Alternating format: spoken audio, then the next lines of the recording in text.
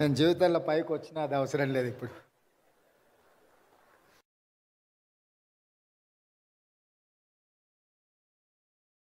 కీర్తిశేషులు శ్రీ రామోజీరావు గారి 89వ జయంతి సందర్భంగా రామోజీ ఎక్సలెన్స్ అవార్డ్ కార్యక్రమాన్ని ఏర్పాటు చేసి ఈ కార్యక్రమానికి ముఖ్య అతిథులుగా భారత ఉపరాష్ట్రపతి పి రాధాకృష్ణన్ గారిని,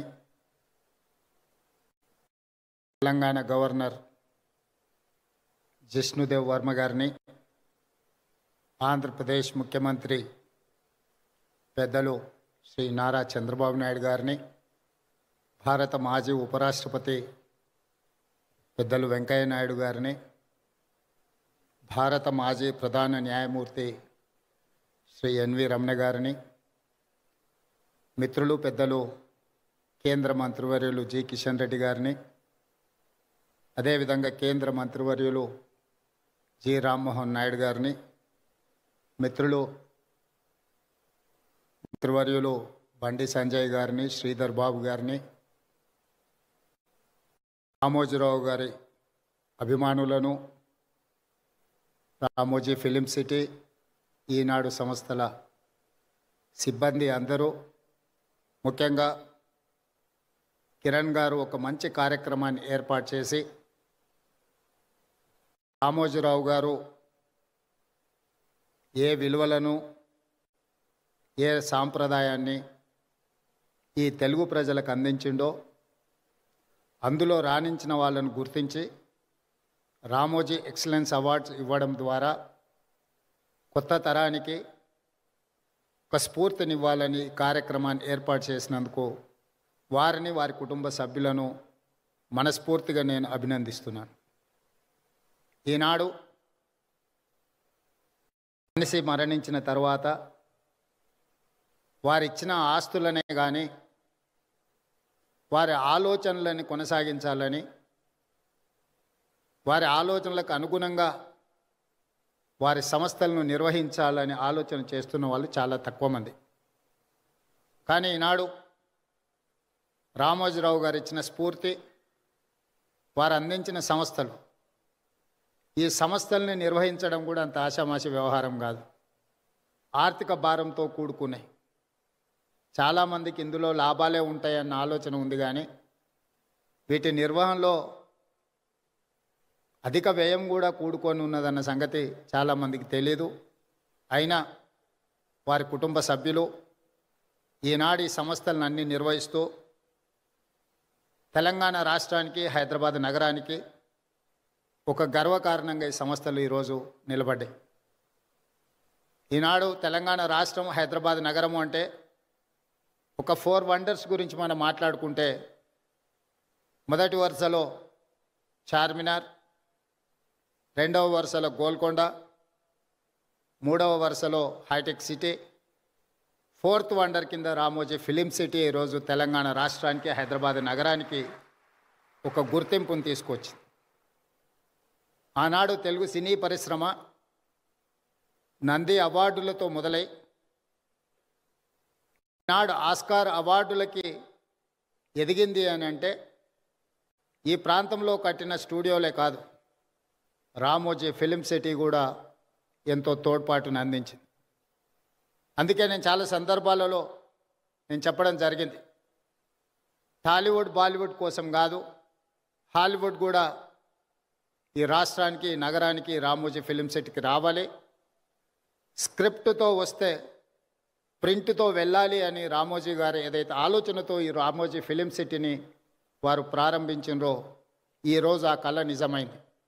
ఎవరైనా సినిమా తీయాలి అని అనుకుంటే స్క్రిప్ట్ తీసుకొని రామోజీ ఫిలిం సిటీ కాంపౌండ్లోకి వస్తే ఈరోజు ప్రింట్ తీసుకొని బయటికి వెళ్ళేంతగా అన్ని రంగాల నైపుణ్యాలను ఇక్కడ వారు కేంద్రీకృతం చేశారు.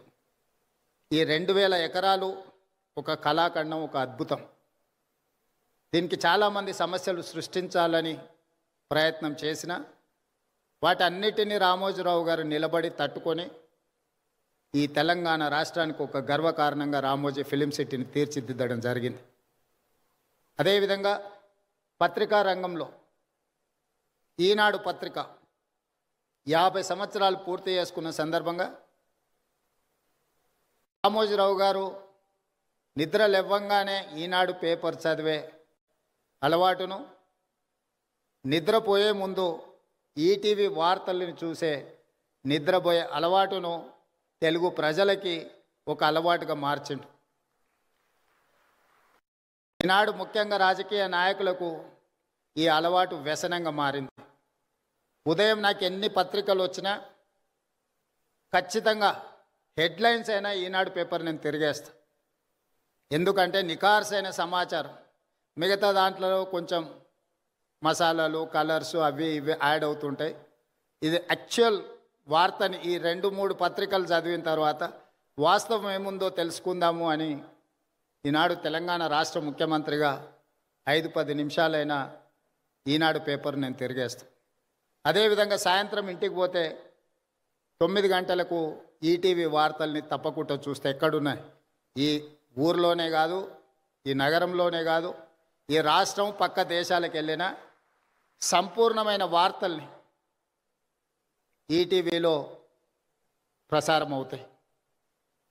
వాళ్ళ ఆలోచనలను కాకుండా జరిగిన వాస్తవాలను ప్రజలకు అందించాలన్న వారి స్ఫూర్తి ఈరోజు ఈనాడులో కానీ ఈటీవీలో కానీ కనిపిస్తుంది. అదేవిధంగా రామోజీరావు గారి గురించి ఆలోచన చేసినప్పుడు ఆశ్చర్యకరమైన అంశాలు కనిపిస్తాయి.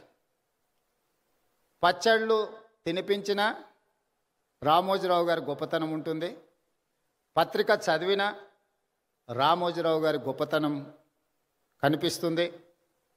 ప్రసార సాధనాలు మార్గదర్శి చిట్ ఫండ్కి, రామోజీ ఫిలిం సిటీకి, ప్రియా పచ్చళ్ళకి, ఈనాడు పేపర్కి దేనికి పొంతన లేదు. ఇలా వివిధ రంగాలలో ఒక వ్యక్తి రాణించడం చాలా కష్టం. ఒక వ్యక్తికి ఒక విషయంలో టాలెంట్ ఉందంటే మనం అర్థం చేసుకోవచ్చు, అతను నిరంతరం అందులో కృషి చేయడం, అందులోనే ప్రయత్నం చేయడం అనేది ఆ వ్యక్తికి అందిన ఒక విద్య అనుకోవచ్చు. కానీ రామోజీరావు గారు ఏ రంగంలో ప్రవేశించినా ఆ రంగంలో నెంబర్ 1 ఉండడానికి వారు నిరంతరం, నాకు తెలిసి రోజుకు 18 గంటలు శ్రమించి, ఈరోజు వారు ఏ రంగంలో ప్రవేశించినా ప్రతి రంగంలో తనదైన ముద్రను వారు వేయడం జరిగింది. అందుకే ఈనాడు రామోజీ సంస్థ ఈ రామోజీ ఎక్సలెన్స్ అవార్డు కార్యక్రమాన్ని పెట్టడం ద్వారా ఈరోజు అవార్డు గ్రహీతలను గుర్తించడమే కాకుండా భవిష్యత్తులో ఇంతకుముందు చంద్రబాబు నాయుడు గారు ఏదైతే చెప్పినరో ఈ అవార్డు అనేది ఒక గొప్ప గౌరవంగా భవిష్యత్తులో ఇది రాణిస్తుంది అని నేను కూడా వారితో ఏకీభవిస్తున్నా. రామోజీ ఎక్సలెన్స్ అవార్డు అనేది ఆషామాషిగానో లేకపోతే రవీంద్ర భారతిలో చప్పట్లు దుప్పట్లతోని ఏర్పాటు చేసే ఆర్టిఫిషియల్ అవార్డు కాదు అని నేను సంపూర్ణంగా విశ్వసిస్తున్నా. ఈరోజు అవార్డు గ్రహీతలకు ఖచ్చితంగా వారి శ్రమకు, వారి నైపుణ్యానికి ఒక గుర్తింపు, రామోజీ గారి ఆలోచనలని భవిష్యత్ తరాలకు అందించడానికి మీరు, మేము, మన అందరము చేయగలిగిన ప్రయత్నం అంతా చేయాలి. ఒక్క అనుభవాన్ని రామోజీరావు గారితో మొట్టమొదటి నేను కలిసిన అనుభవాన్ని మీతో పంచుకొని నా ఉపన్యాసాన్ని ముగిస్తాను. 2009 సంవత్సరంలో శాసనసభ ఎన్నికలు జరిగినాయి. ఎన్నికల తర్వాత ఓట్ల లెక్కింపుకు 1 నెల రోజులు సమయం ఉండే. మేము అప్పుడు అన్ని లెక్కలు వేసుకున్నాం, తప్పకుండా ప్రభుత్వం వచ్చేటట్టే ఉందని. మరి ప్రభుత్వం వస్తే మంత్రులు కావాలనే కోరిక కూడా ఉంటుంది కదా. ఈరోజు ఆంధ్రప్రదేశ్లో వాళ్ళు చాలామంది మంత్రులు ఉన్నారు. ఒక 4 మిత్రులను కలిసి రామోజీరావు గారి సమయం తీసుకున్నాం. సార్ మిమ్మల్ని కలవాలనుకుంటున్నాం మేము అని. రాండి అన్నాడు. 4 కలిసి రామోజీరావు గారి దగ్గరకు వచ్చినాం. మా నడక, మా చూపులను బట్టి ఆయనకు అర్థమైంది వీళ్ళేదో మంత్రి పదవులకు పైరవి కోసమే వచ్చినట్టున్నారని. భోజనం పెట్టి కూర్చోబెట్టి, మేము అడగని కూడా అడగలే, వారే మొదలు పెట్టారు రాజకీయాలు, ఆ విధంగా ఎన్నికలు, ఫలితాలు ఏ విధంగా వస్తాయి అనేది విశ్లేషణ ఒక రకము. నేను ఇప్పటివరకు ఎప్పుడు చంద్రబాబు నాయుడు గారికి నేను ఎవ్వరికి మంత్రి పదవి ఇవ్వాలని చెప్పలేదు. నా దగ్గరికి ఎవరు వచ్చినా మంత్రుల కంటే కూడా ఎమ్మెల్యేలకు బాగా రాణిస్తారని నేను సూచన చేస్తూ ఉంటాను. మీ నలుగురికి కూడా అదే సూచన అని వారు మాకు అంటే మా మనసులో ఉన్న మాటను గుర్తించి, అంతకుముందు బయట చాలామంది మంత్రివర్గం అంతా చంద్రబాబు నాయుడు గారు, రామోజీరావు గారు చిట్టి పంపిస్తారు, చంద్రబాబు నాయుడు సార్ మంత్రివర్గాన్ని ఏర్పాటు చేస్తాడని బయట చర్చ జరుగుతుండేది. సరే రామోజీరావు గారు మా నలుగురిలో ఎవరికో ఒక్కరికైనా తప్పకుండా చెప్తాడు అనుకొని మేము వచ్చినాము. వారు రాజకీయ నాయకులకు కానీ ప్రభుత్వంలో కానీ ఇలాంటి సూచనలు ఎప్పుడు నేను చేయను.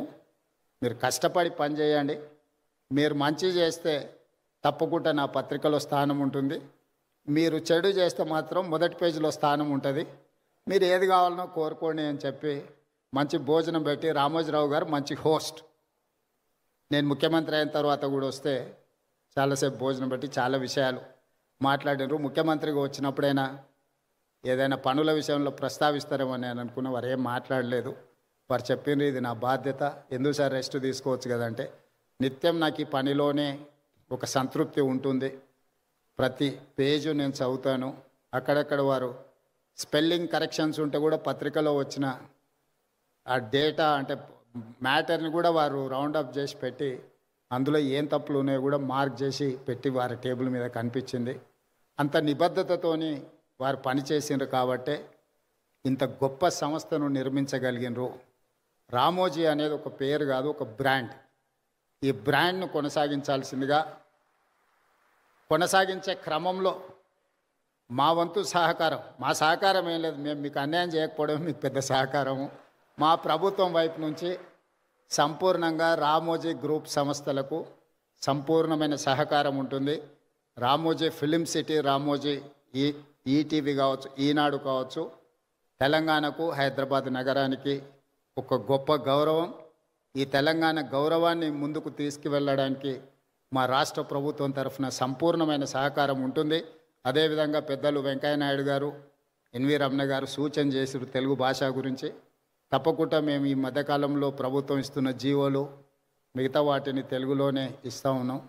కాకపోతే ఇంకా అది కొంత సమయం పడుతుంది, దాన్ని తప్పకుండా ముందుకు తీసుకెళ్తాం.